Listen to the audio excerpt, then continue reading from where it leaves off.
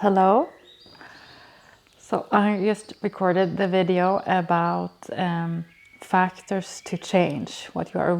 If you are willing to take the leap of faith to confront your fears in order to enter the unknown and in order to maybe get what you want, which means to also leave what is comfortable for you, what is familiar, and leave something that you know. And I thought of another factor that I think might be quite important to get the domino effect of change going. So this video will be a little continuation of factors of change. One might think that it is to get a lot of insights, cognitive insights, or to get a lot of emotional breakthroughs. For example, myself, I went to, as a psychologist, I myself went to so much therapy, and I've had a lot of deep breakthroughs, not only in therapy, but also in other body work, and I've had a lot of insights, and all that has really been helpful. But what has actually been the most important factors to change is, first of all, what I said before, the willingness to surrender, to let something die before something else can live. But also the ability to be present, which is no surprise. It's, no news, it's old.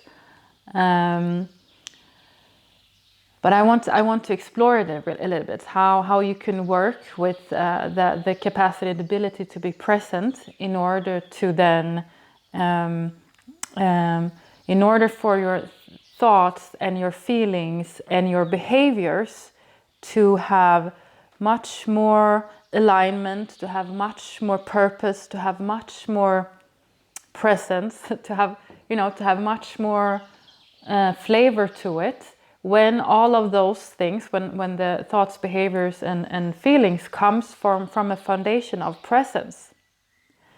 Because, often when people come to me, when they go in therapy, and we identify the problem, and they understand it, and they get it, and they get like, aha, like, oh, okay, I get it. And then, like 1 second after, they ask, so how do I change? So what next? So how do I do this? And it's a tricky thing. It's like a tricky thing the mind does, that when you identify the what, then you think, okay, so the next step is the why. But the next step is actually to stay in the what. The next step is to stay in the first step. So when you have identified the problem, you normally want to go to next step. So how do I do this? But by doing so, you sort of skip the step. You haven't really understood the assignment. You haven't really understood the what. You haven't really understood what it is that is the problem and what it is you need to change. And the key is that the how will come when you stay in the what. And I say this to all of the patients, like when they say, okay, so we've seen this, and you see you're suffering, and you get your aha moment. And then we have this moment, this little pause of their insight, and then, okay, so how what should I do? How do I do this? And then I say, okay, wait. So by having that thought of how, you haven't really understood what the problem is. So if we go back a little bit, so how do you feel about what you are doing to yourself? How do you feel about your problem? Can you stay a little bit more? If we stay a little bit longer and really embody or really experience what you actually said just now, what your problem was, if you really experience your problem, or if you really experience your will of change, if you stay on the first step first, and then they get a bit confused. Yeah, but I just want to know how to get out of it. So that's the thing. Then they haven't really understood, So if your response to a problem which is about you, if your response to you is to escape, is to get to the next step, then you are repeating the very problem we just found out you had.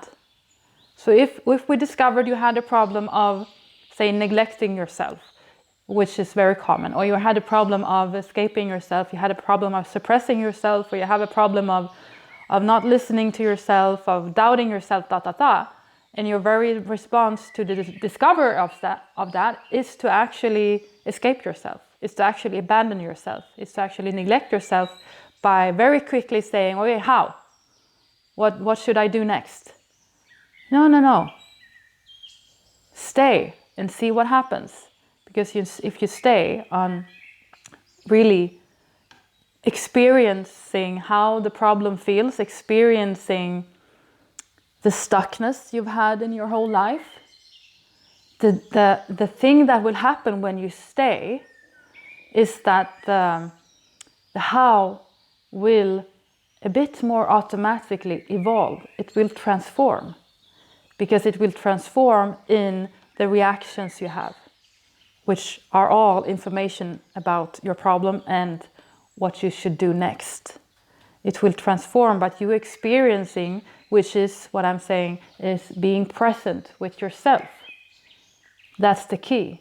When you are present and when you are staying with yourself, when you are really patient with yourself, the how, the next step will transform, not because you want to leave yourself, not because you want to get out.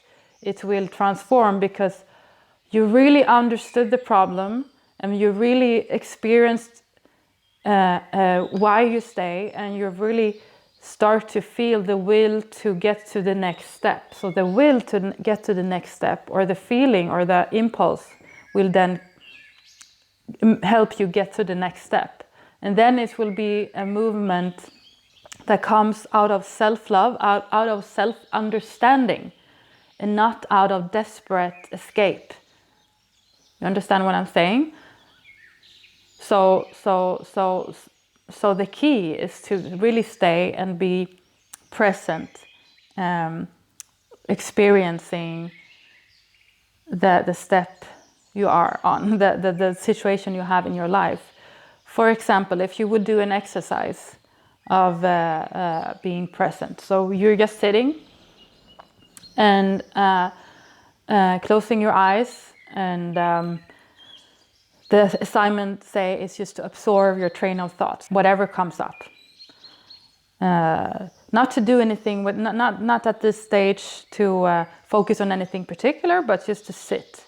And we don't even need to call it meditation, because sometimes that can trigger this idea that, oh, now I'm supposed to be still and be all zen and not think of everything. But just no, the assignment is just sit. And then you can notice a thought of, okay, am I doing this right, for example? And then we just put that thought aside. Okay, thank you very much. We put that aside. And you continue, and then maybe a thought, it aches in my left toe. And then you put that thought aside. Okay, thank you very much for the information, but you can step aside for a while. And then another thought comes, oh, when will this end? Thank you very much. We put that thought aside. And then another thought comes, okay, this is quite nice. Thank you very much. Put that thought aside. When you do that for a while, eventually you will notice that what is left when you put these thoughts aside, what is left is presence. And it's easier to do that. It's easier to do that potentially in therapy, like with a therapist, because a therapist, when you're sitting with a therapist and you're staring at each other, you're looking at each other, and maybe it's silent, and the patient just had an insight and it's silent, and then the thought come, okay, what do I do next? And then the therapist said, okay, that's the thought. So if we just put it aside, thank you, and stay focused on what you experience right now. And the patient go back and experience, and then another thought, but do I do this right? And then you put that thought aside. So what is left when you put all those thoughts, then what is left is presence. And after a while, the patient will start to actually connect with for example, the ambivalent feelings or maybe some painful feeling that will arise from the past about the locked positions that you've been in your whole life, or maybe a feeling of relief will come, or frustration that also might be a feeling from the past, frustration of never being met before. Maybe the experience of no one have been patient enough with you like this, like the therapist. So it might be easier when you're in therapy, but you can do it with yourself as well, to just sit and to observe whatever comes up and just put it aside like that. To see what is left is eventually presence. And when you're present, whatever then comes, feelings, thoughts, memories, insights, thoughts about the future, if all of those comes on a foundation of presence, it has a lot more value than if feelings, thoughts, feelings, thoughts and insights, etc. comes on a foundation of disconnection or stress, or do I do this right, or compliance. Then it doesn't have value. It doesn't have as efficient value as when all of those comes on a foundation of presence. So this is what a continuation of what I was talking about before. So you have the surrender of will. Am I really willing to change? And then you have the factor of presence. And when you have all those two, and with the foundation of the surrender and of the presence, and then when you feel emotions from the past, or if you feel a will of changing, or if you have insights from reading a book, or from what I was talking about in the other video about getting advice, it will be a lot more effective for you. Your body will just swallow it all. It will be, you will be so open for change and for the flow of life, so that all of a sudden change and learning and growing isn't as hard as it is when you try to do it with all this resistance, or with all the stress in the body, or with all this I should do this right mindset in the body. So I really want to stress those components of surrendering your will to change, and then to finding a state of presence in you, which might also be quite difficult in the beginning, because presence is not something you chase for. Then you sort of, then it becomes a paradox. If, okay, I need to be present. Okay, how do I get present? Okay, I do this and this and this, and I do this in order to become present.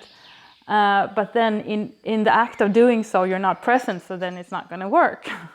So that's why it's difficult.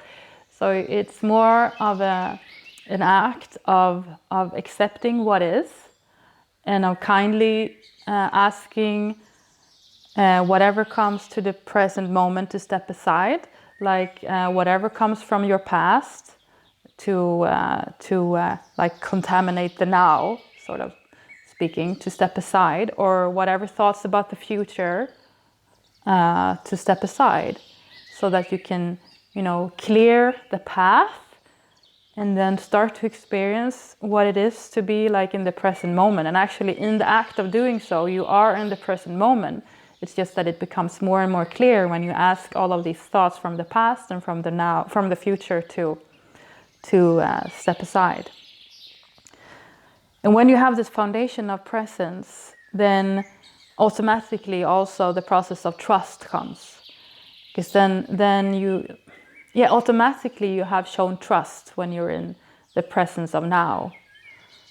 Because then you show that you no longer need to hold on to thoughts from the past, and you no longer need to control by holding on to thoughts from the future.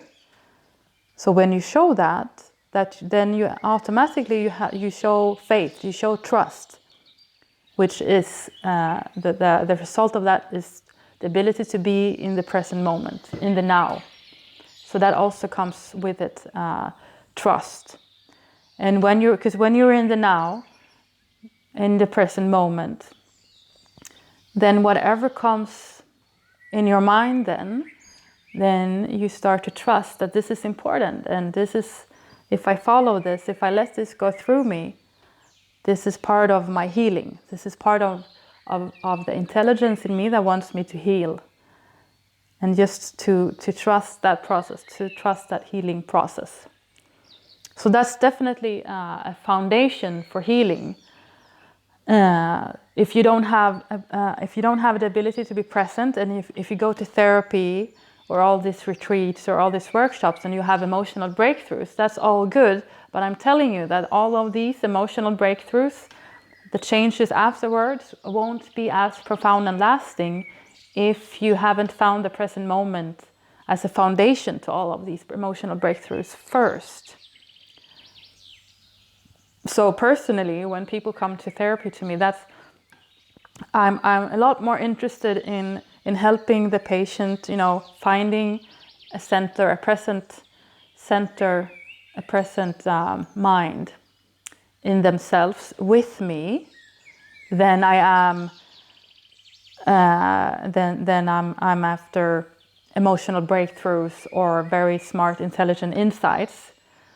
Of course, all of that comes together, but I'm personally, as a therapist, much more interested in helping them understand their problem, and then helping them understand their will to change, and then in doing so, helping them get in touch with the present moment in themselves. And when you have those three factors, then the process of change after that, the healing transformational journey after that, is sort of fascinating to witness, because it's not an act of will no longer. Before it might be, what I'm saying, you have to take the leap and you have to decide if you want to change, etc. But when you have done that, it's just opens up, and it's not so much yet an act of will. I'm generalizing a little bit, because of course there are always examples of where you still have to make a lot of subtle changes in your daily life, and you have to say no to some behaviors and say yes to others. But the driving force to really get in touch with that inner healing intelligence, your unconscious motivational drive, that has all of those three factors that I'm talking about. Identifying the problem, surrendering in the will, and then finding the presence in you.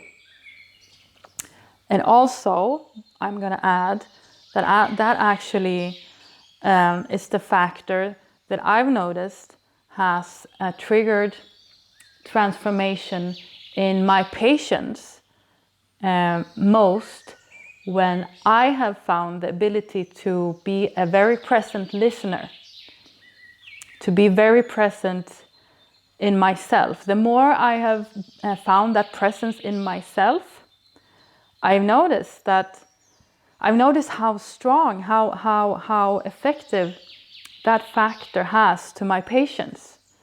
That it's no longer just about, I worked with this in 15 years, and I've studied it a lot, and I've been very driven, very nerdy, and it's of course it's a lot about technique and theory, but it's honestly when I really learned to be more present and to really be there for the patient, to really listen and to really take in what the patient was saying to me. And also to really then experience what the patient is saying, to experience the patient in me, if you want. That factor alone, I've noticed, sort of has affected the patient that I'm talking to really open up, and in so doing, finding their own flow and their own inner healing intelligence. So that is for therapy, but also, again, in your own life, when you are finding more presence in yourself and surrendering the will to change, And not only will you then get going your own inner healing intelligence, you will also maybe trigger someone else to do so. So again, it's this domino effect. It's like, this is how we can, change the world. This is how we can do good. It needs to start in ourselves, and it starts with this kind of simple things that you don't need to be smart. You don't need to, have great capacity to feel or whatever, but just this will to change and the ability to find a present moment, so that you can also be there for someone else. And it's so, and in a way it's so sad. When I thought about it, it's so sad. Okay, so my ability to be present and to really listen to someone is actually a super strong, therapeutic effect. Well, that's sort of sad. That must mean that that's sort of what people really lack today. That is like a deficiency. Like people today, they really urge for someone to just listen to them, for someone to just be there. And I'm not saying to just listen to someone rant about something or just listen passively, but because listen actively might mean to actually also stop someone when they're talking about something that is not good for them or not important. And but it's really struck me, okay, that's really what is the therapeutic effect, or like the foundation of it. That's nice, but it's also sad. That okay, so that means that so many people today, they don't have that.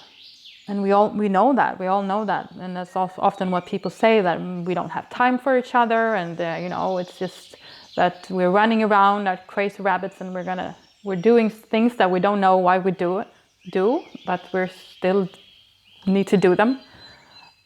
So when they come to therapy, it's just to create this zone of awareness and of presence, and of I guess of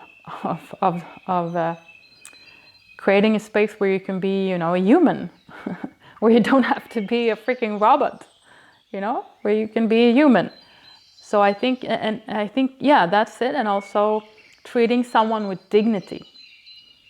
I think that's very a trigger that makes people want to care about themselves. When someone treats them with dignity, when someone has time and patience and also listen to, so they can and start to question them. Actually, that's also a factor to change. When someone listens so intensely at what you're saying, so they start to question you, like, why do you treat yourself like that?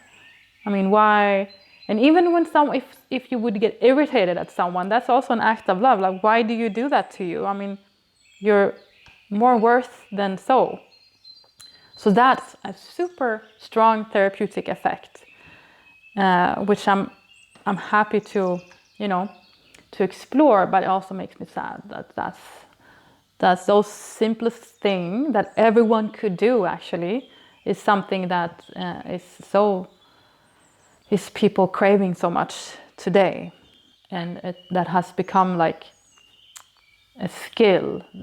That the skill to be present, or the skill to really listen to someone. Like, how did that become so complicated? Like, I've discovered this after 10 years of working with it. Like, really, so that's sort of sad, but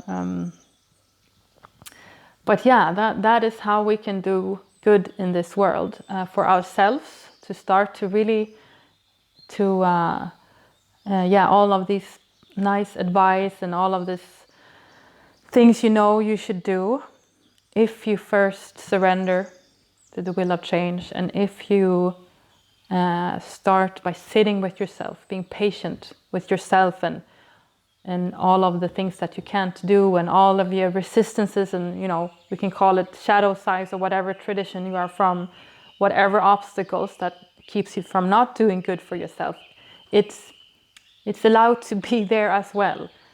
All of the no's, the saying no, are also allowed to be there. That's about being present. It's not about saying, yes, I want to change, and pretending that that's true.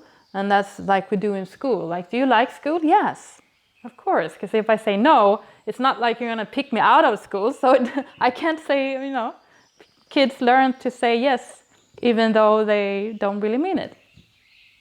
Because it doesn't matter to say no. But that's the thing, that we have to be honest with the ambivalence, and when everyone can be included, when every part in you can join, and when you admit, for example, that you don't want to change, or when you admit that you're scared or you doubt or all of those thoughts, you admit it, but still you ask it to step aside, and you accept it. That's the unlocking process. That's really the key to finding your potential.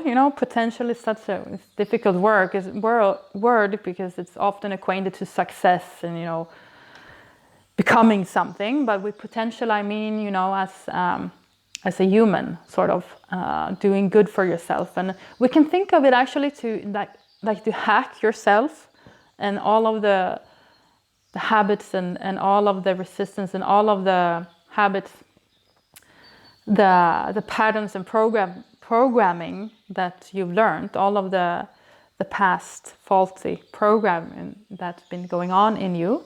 If we hack the system by these questions, do you really want to change? Like, first identify the program that doesn't serve you anymore, then ask the question, do you want to change it? Do you want another program? Do you want to restart the system, really? Or do you want to keep the program? To really ask that, and then to observe the ambivalence. That's, I would say, is to hack your body, to hack your brain, so that you can wake up, so that you can become more awake, which is what I mean by finding your potential, to really be more clear with yourself, more open, and just trusting, what you're supposed to do in life, trusting yourself, and the ability to then also experiencing challenges and painful feelings and obstacles in life, because that's a part of life. But finding your potential is really to finding your inner source, you're to hack your brain so that you can be more clear, more free, if you so will, free in yourself. Yeah.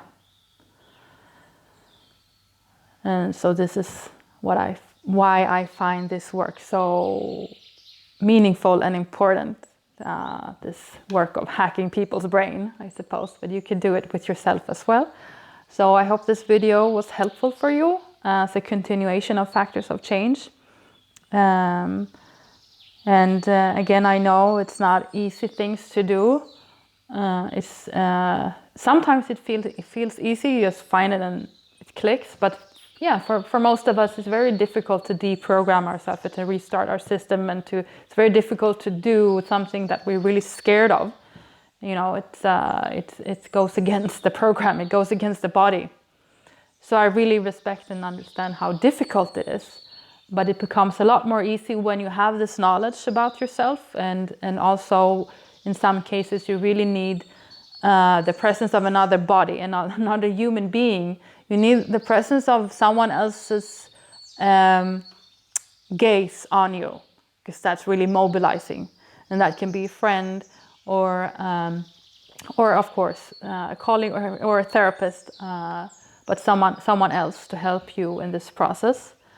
But it can also be your own gaze if you find that observing part of you, then it's like a pressure from that gaze on you, because that's a good pressure. That's a good pressure because it means that you exist. That's often, well, that becomes another video, like the issue or the theme of existence, like something really, we need to feel that we exist for someone in order to want to change. So maybe that's the next video, another factor for change. But anyway, I understand this work is difficult, so this is why I really want to share it with you. So I hope you find it useful, and again, contact me if you have any questions or if you want counseling in some way, liverac.se,